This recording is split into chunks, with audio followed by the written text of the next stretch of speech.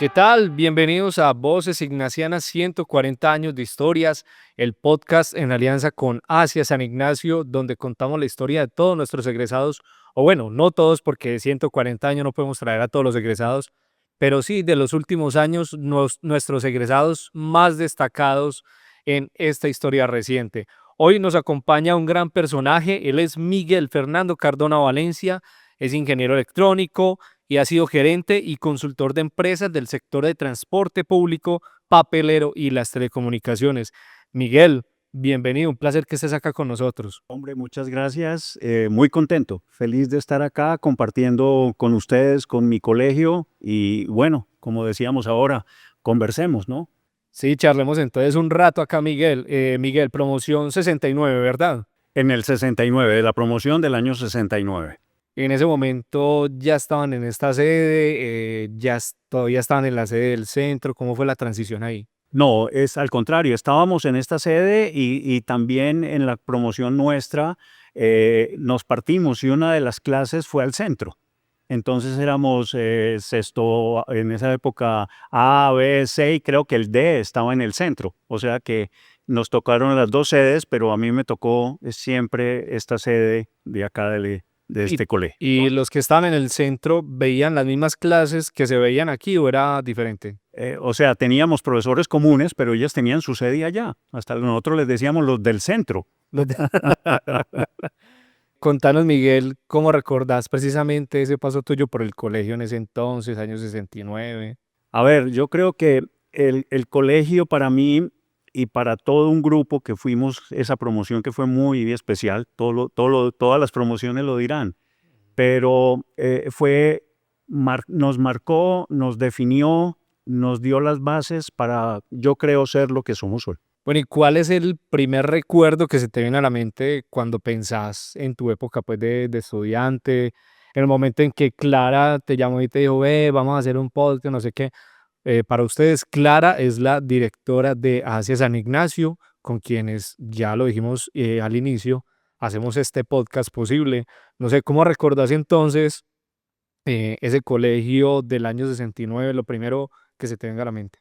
Lo primero es alegría, Ujú. es un recuerdo de mucha alegría y de mucha satisfacción. O sea, no solamente como decir el colegio que está allá, sino que el colegio lo tengo siempre en mí, ¿sí? Porque ha sido parte de mi vida.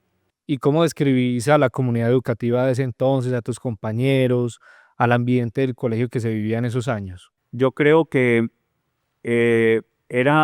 lo primero era grandes equipos que trabajaban sobre todo por trabajar juntos, que creo que es lo que más nos recuerda, no solamente la individualidad, sino la colectividad.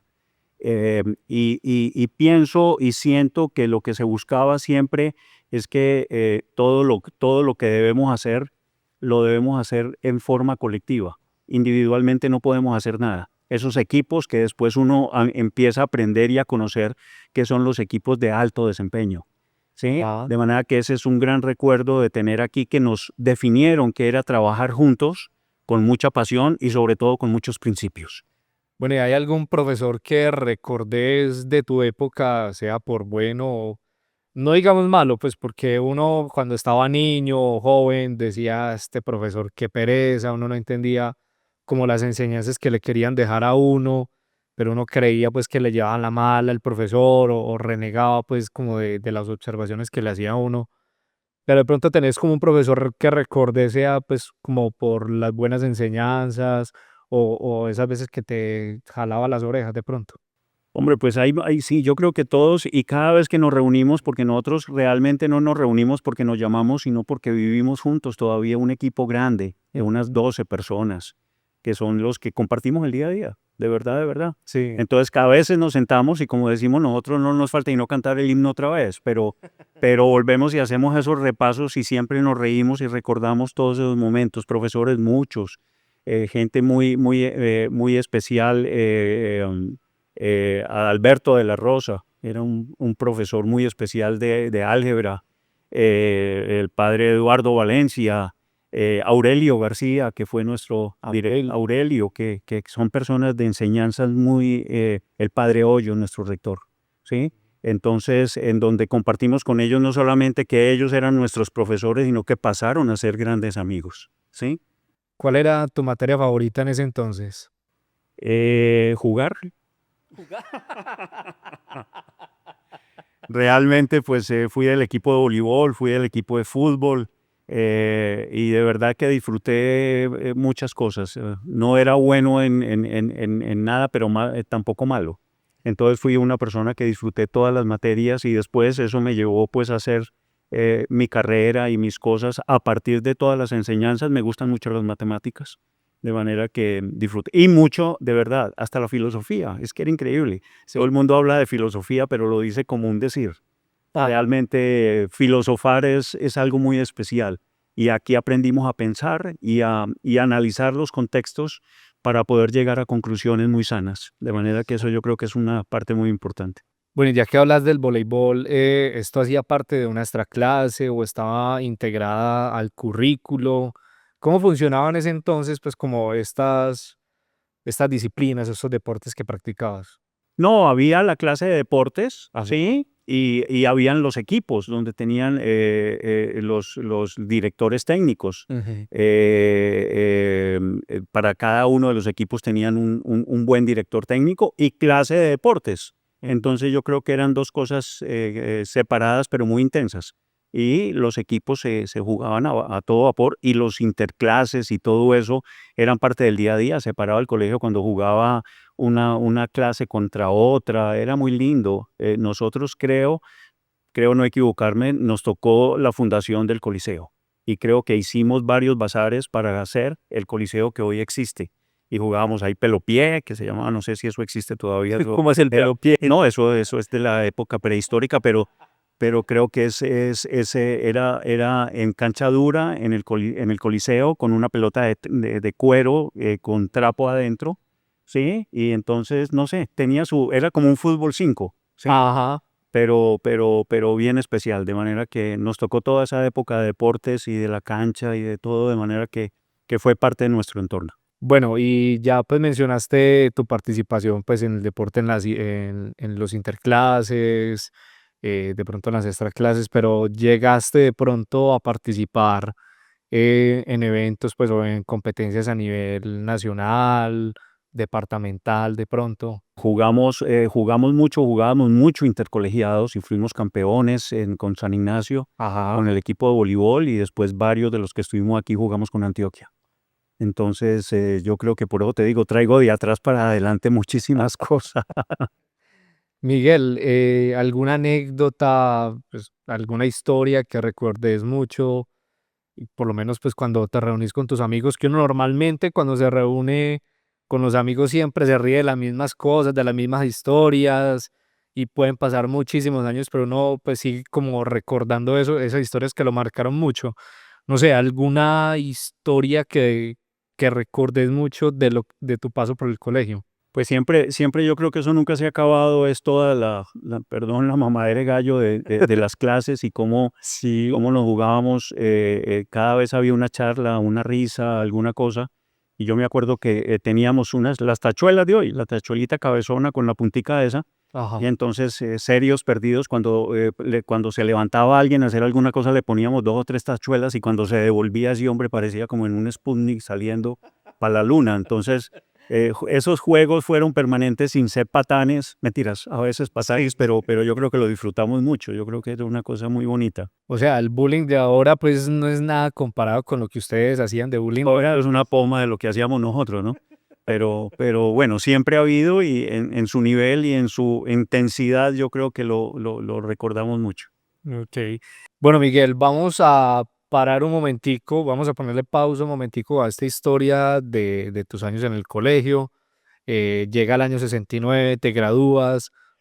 ¿Cómo ocurre entonces esa elección de decir voy a estudiar esto, aquello, esa elección profesional y luego lo que vino después de tu carrera profesional, de tus empleos o como toda esa experiencia profesional? Contanos un poquito de esto. Ahí, por ejemplo, de lo que hablamos ahora, todo se recuerda muy lindo. Aquí en el colegio hicimos los programas de orientación profesional. Ajá. Entonces no solamente aprendimos a tener esos principios, esos valores, ese relacionamiento, esa intensidad en las materias y los trabajos en equipo, sino que también nos orientaron para que tuviéramos un buen rumbo profesional y yo lo valoro y lo recuerdo muchísimo. No me acuerdo, de pronto digo, el que no es Padre Ibáñez tal vez era la persona que se encargaba de todas esas cosas y nos hacían unos tests y unas pruebas de muy alto nivel para darnos un enfoque de lo que pudiera ser dentro de nuestras competencias, pensamientos y temperamentos, que era lo más indicado para poder seguir adelante. Ajá. Entonces, dentro de eso, siempre piensa uno alguna cosa, de pronto le dice otra. A mí me fue más o menos bien. Me decían que podría ser ingeniería, medicina, que yo creo que ahora sí se equivocaron porque me da mucho susto uno meterse a ese compromiso moral y físico y técnico de una medicina. De manera que cogí por el lado de la ingeniería y Sí. de verdad que me sirvió mucho la orientación.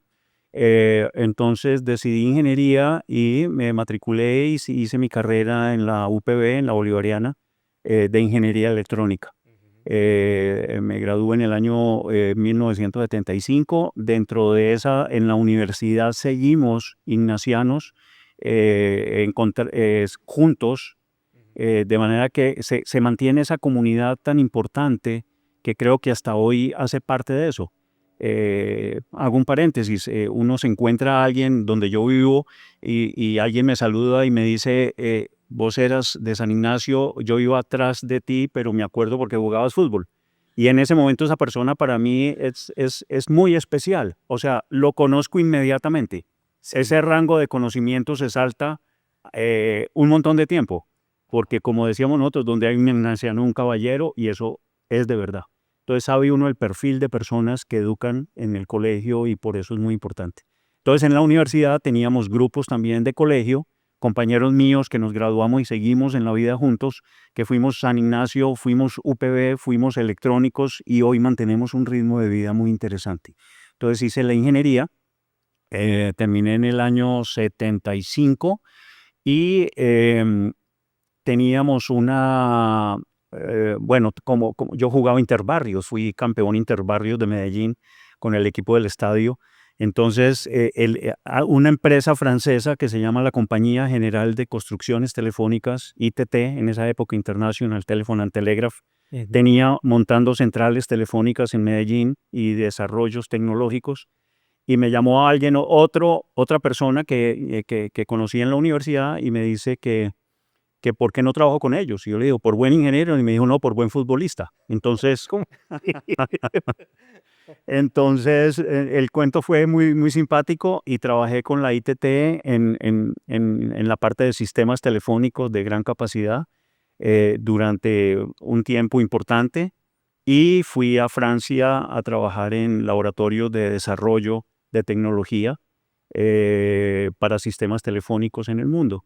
Después volví y trabajé éramos proveedores de EPM.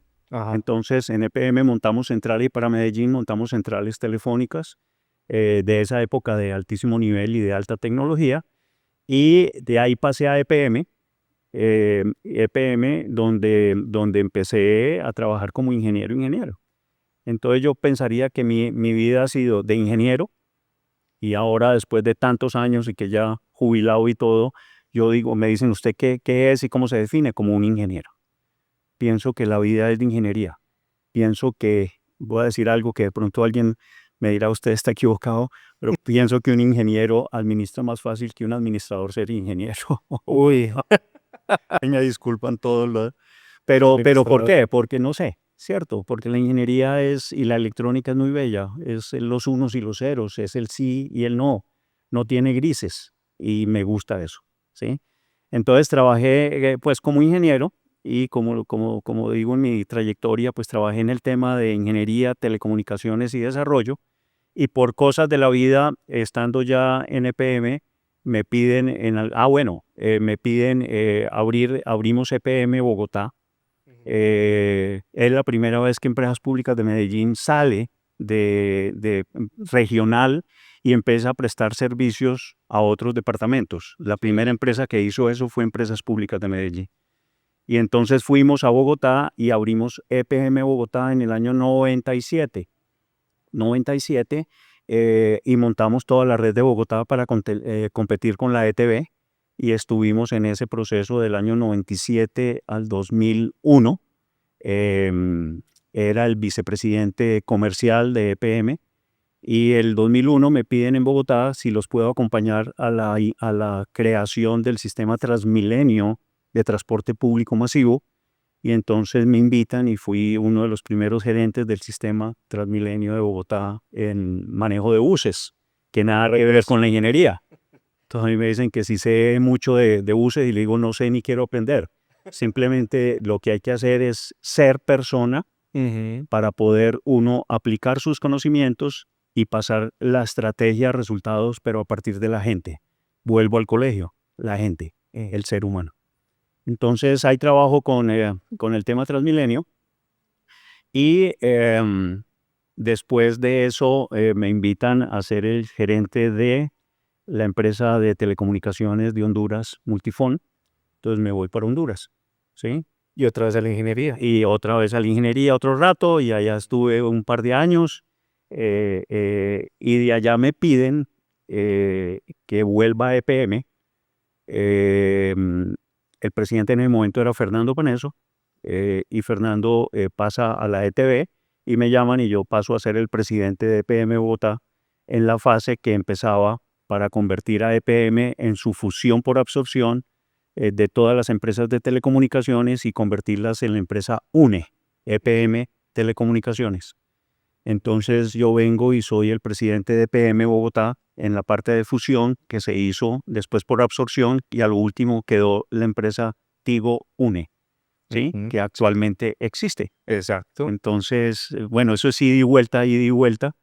Entonces hice ese proceso y me vuelven a llamar de las transportadores a decir que empezaba el sistema integrado de transporte público, que era Transmilenio, a integrar todo, y paso a ser uno de los gerentes de la operación del sistema integrado de transporte público de Bogotá durante 2 años. Y ahí me pide Fanalca que vaya a manejar el sistema público de transporte en Panamá, que se llamaba Mi Bus, el sistema Metrobús. Entonces me voy otra vez, me salgo de la ingeniería y vuelvo otra vez a manejar buses. Y allá estuve hasta hace 5 años, más o menos 6 años, que volví otra vez y ya llego otra vez a Medellín y aquí estoy sentado. ¿Y alguna vez te has sentado a manejar un bus? No, me han puesto por debajo a que mire algo especial que me quieren mostrar, entonces me muestran los sistemas y todo y me explican y todo, y al final yo le digo, no, muy bonito esto, y me dijo, no, hombre, te estamos hablando de lo que está al lado derecho. De manera que perfecto, en EPM pues yo me metía dentro de los manholes a manejar los cables y todo eso, y las cucarachas que son al oscuro se vuelven anaranjadas por falta de luz, entonces no un café sino amarillas y todo eso.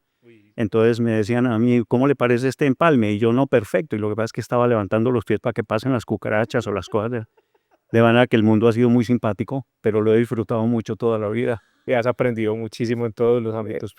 Y en el papelero, en medio de todo que estuve eso, cuando volví una vez de Francia, me pidió Carvajal que trabajara con ellos en la parte comercial, de Carvajal, que es una empresa industrial y comercial impresionante. Sí. Y en la parte comercial distribuían sistemas de telecomunicaciones, pero no a nivel grande, de grande capacidad. Nosotros manejábamos centrales de 20.000, 30.000 líneas, y aquí Carvajal manejaba conmutadores de 5 líneas. Entonces me dijeron, ¿usted cómo sabe? Venga, si maneje ese tema. Y yo le dije, pues yo lo sé manejar, pero me están diciendo que sea comercial y yo nunca he sido comercial. Al final me hicieron todas las pruebas y resulté hasta buen comercial y lo disfruté mucho. Entonces tengo ese mundo, digamos, técnico, comercial y de dirección que ha integrado en mi vida muchas satisfacciones, pero vuelvo, insisto, alrededor de la gente.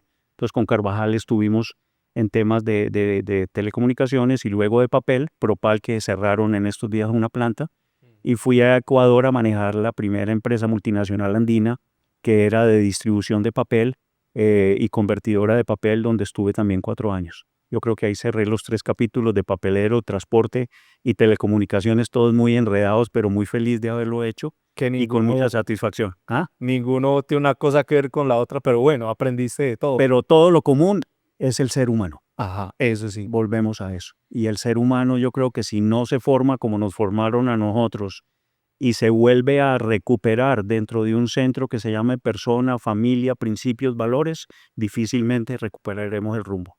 Bueno, Miguel, grandes empresas por las que has pasado, unas experiencias maravillosas, incluso de muchas desconociendo como el core del negocio, o pues a lo que se dedicaba el negocio, pero ¿cuáles crees que han sido los mayores retos y los mayores logros también en cada una de estas empresas? O no en cada una, sino el más grande de toda tu experiencia en todas las empresas en las que has estado. Yo creo que el mayor reto puede ser el EPM Bogotá. El construir una empresa de tecnología en un momento muy importante para EPM, que era abrirse a nuevos mercados, llegar a una ciudad como Bogotá a competir. O sea, salimos de Medellín, que siempre era grande, Bogotá capital, pero era un choque importante cultural.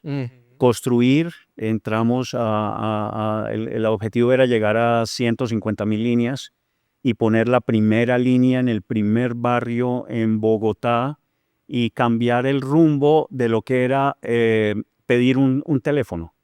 Porque normalmente en Medellín todo el mundo dice vaya a la oficina a uno que hay de atención y usted siéntese allá a ver si le dan un teléfono.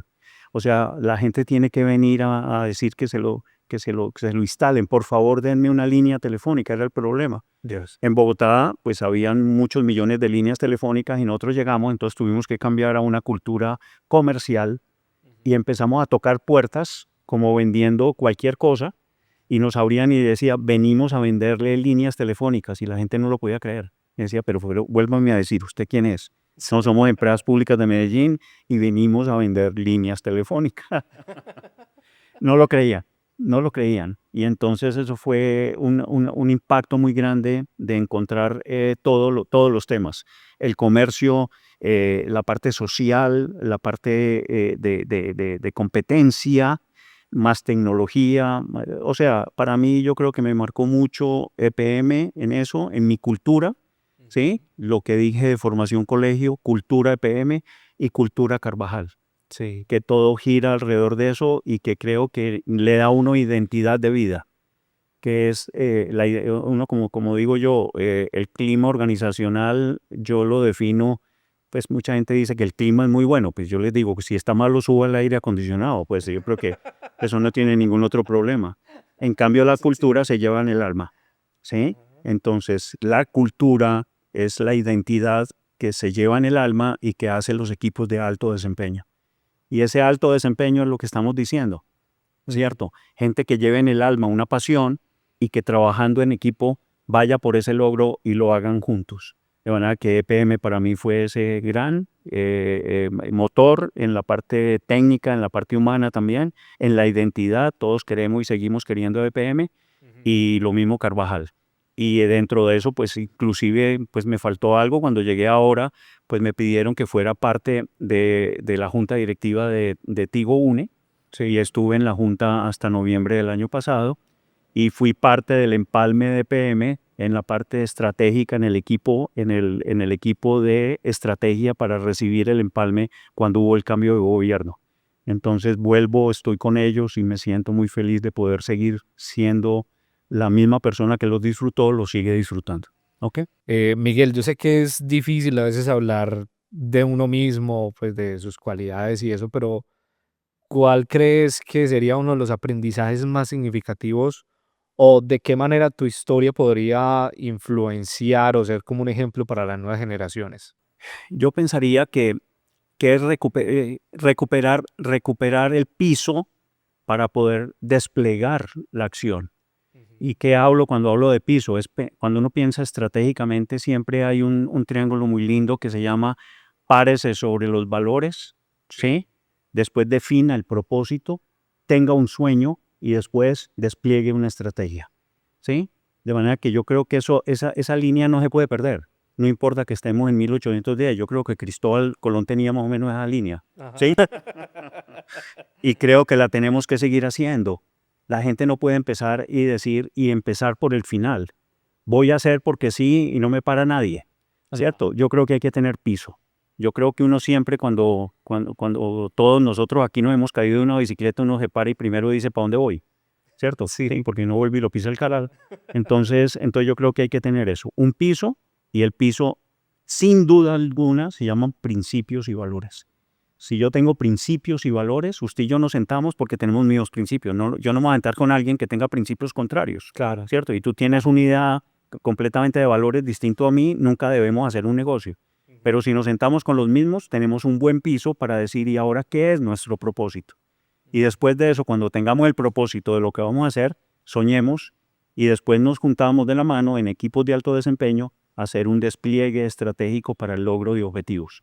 Creo que esa línea es para nosotros los que tenemos tanta edad, como para los nuevos y para los que sigan. No pierdan el piso, no arranquen por la estrategia, hagamos lo que sea y después miramos.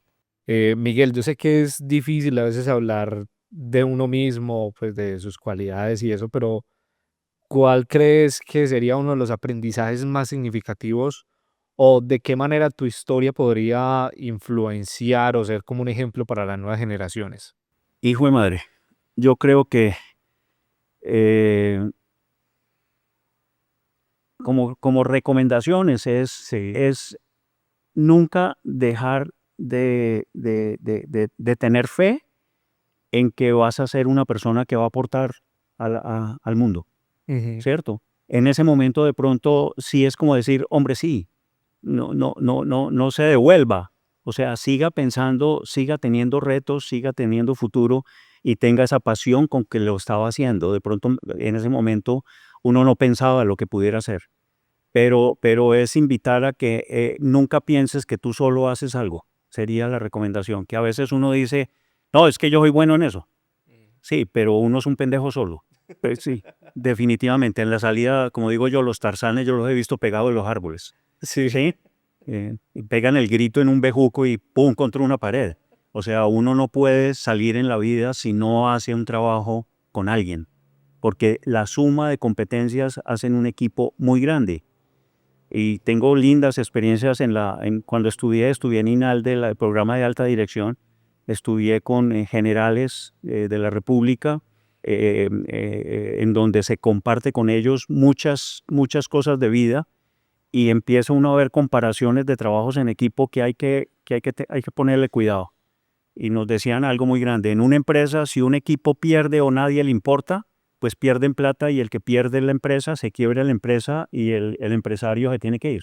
Sí. Cuando estamos en una misión jaque, en una misión del ejército, si tenemos que pasar un campo minado y alguien no lo hace bien, nos morimos todos. Entonces, esos serían los mensajes que llevaría yo de pronto a los jóvenes: es no sientan su potencia individual, pero acuérdense que colectivamente construimos más y con más confianza de que lo vamos a hacer bien. Bueno, Miguel, ya sé que hablaste del piso que deberían tener los jóvenes, y bueno, no solamente los jóvenes, sino la sociedad en general, en cuanto a los valores, pero hablando propiamente de la espiritualidad ignaciana, de los valores ignacianos, de lo que viviste vos en tu tiempo, pues con esa formación en valores, ¿cuáles crees que son esos valores que deben seguir vivos en las generaciones actuales y las futuras? Pues uno, lo que acabo de decir, sería ese trabajo en colectividad y pensando en entregar eso que aprendemos a alguien más, Ujú. porque la sostenibilidad de cualquier sistema es no hacerlo bien, sino tener un relacionamiento con el entorno. ¿Sí? Y eso creo que es parte de lo que puedo decir que recibí allá, aunque no lo entendía tanto como lo entiendo ahora. Sí. ¿Sí? Entonces, el relacionamiento hace ese triángulo de la sostenibilidad, que no solamente es económico, sino ambiental y social. Entonces, ahora lo digo, antes no tenía ni idea, ¿cierto? ¿Cómo era eso? Pero si lo pongo y voy y miro esas cosas que recibimos, creo que fueron elementos básicos para construir esas cosas que humana y técnicamente yo pude haber avanzado y creo no haber parado y tengo que seguir estudiando. Ujú. Miguel, desde afuera, ¿cuál crees que es el impacto que está teniendo el Colegio San Ignacio actualmente en nuestra sociedad? Yo creo que en impacto lo primero es el reconocimiento de la sociedad. Sí. Yo creo que San Ignacio no ha perdido nunca su posición dentro del entorno social, económico y todo lo que conozcamos. Entonces San Ignacio sigue siendo ese pilar que es reconocido como educativo, pero adicionalmente después se refleja en las personas que están actuando y que siempre se dice con mucho orgullo somos ignacianos. Entonces son las dos cosas. Uno, el colegio como tal, otro, las personas que son las que representan hoy en distintos sectores de la economía y del país de la mejor manera lo que hacen ellos. Entonces yo creo que esas serían las dos cosas importantes que podemos ver reflejados del colegio en el mundo de hoy. Y que un ignaciano o ignaciana se reconoce de lejos. Eso es lo que yo siempre he dicho. Uno dice, es un ignaciano y ya uno dice cómo te va porque ya te conozco. ¿Cierto? Y bueno, ahora que dice ignacianas, a nosotros no nos tocó la Ah, parte sí. y ese mundo, pues yo creo que está perfecto que pueda ocurrir de esa manera. Ok, ya para cerrar, pues tenemos una sección de preguntas y respuestas cortas y rápidas. Entonces, la idea es que a lo que te vaya a preguntar, pues vos respondes en una frase muy corta. No me vas a ¿Listo? preguntar de buses, de la parte mecánica, por favor. Si usted no conoce, yo menos. Bueno, Miguel, el sistema de transporte que admires mucho en el mundo. El de Francia, el metro de París. Ok. ¿Bus o tranvía? Eh, los dos. ¿Bogotá o Medellín? Medellín. Bueno, ¿consultor o docente? ¿Puedo hacer un comentario? No, docente, Sí. docente para ser consultor. Ok. Miguel, el estratega que más admires. El estratega que más admiro, hijo de madre, Dios mío, A ti. Reinaldo Rueda, Ok. Ah, bueno, vamos al fútbol. Entonces, ¿Medellín o Nacional? Nacional. Muy bien. Y jugué con el Medellín. Miguel, el mejor profesor para vos de tu época en el colegio. El mejor profesor de la época. Em, Voy a dejar a Alberto de la Rosa. Ok. ¿Un amigo del colegio que mantenga la amistad con vos o que recordes? 12. 12. 12 amigos que recuerdo y vivo con ellos. Ok. Bueno, Miguel, ¿debajo de un bus o debajo de un manhole?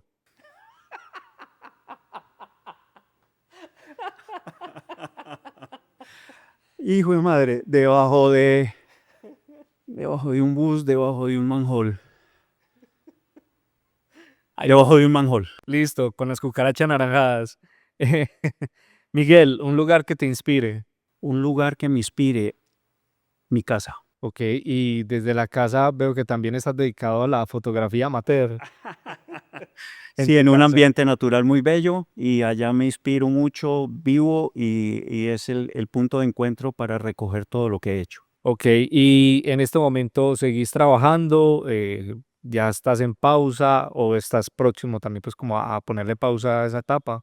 Sigo trabajando porque soy consultor de las empresas de transporte con buses en Bogotá, a una empresa, varias empresas que tienen 4.000 buses, 10.000 personas y soy asesor en todo el tema organizacional, cultura y gobierno corporativo de esas 4 empresas en Bogotá. De manera que viajo una semana sí, una semana también. ¿Y qué tiempo te queda entonces para tomarle foto a los pájaros? Cuando vengo siempre los pájaros me saludan, entonces yo también, y un colibrí se para siempre como diciéndome, ¿por qué no me ha tomado una foto? Y tiene unas fotos muy bonitas, de verdad, unos pájaros increíbles. Miguel, pues hombre, ha sido un placer tenerte en este espacio, Ok, muy ignacianas, que hayas recuerdo. vuelto al colegio, no sé si habías pues ya visto como toda la No, transformación que ha tenido, ahorita no. ahora dar una vueltica, qué rico, sí, encontrando cosas muy, muy nuevas, muy lindas, el colegio lo veo muy bello, y como les dice, me tocó inaugurar Coliseo, hacer muchas cosas bellas, y creo que que nunca se me va a olvidar de dónde vengo y tampoco quiero olvidar que quiero saber para dónde voy y nunca vamos a parar en transmitir todo ese conocimiento que nos dio el colegio. Ah, genial. Muchas gracias, Miguel, por estar Y aquí. a ustedes todos. Y a ustedes muchas gracias por acompañarnos en este episodio de Voces Ignacianas, 140 años de historia. Nos vemos en un próximo episodio. Chao.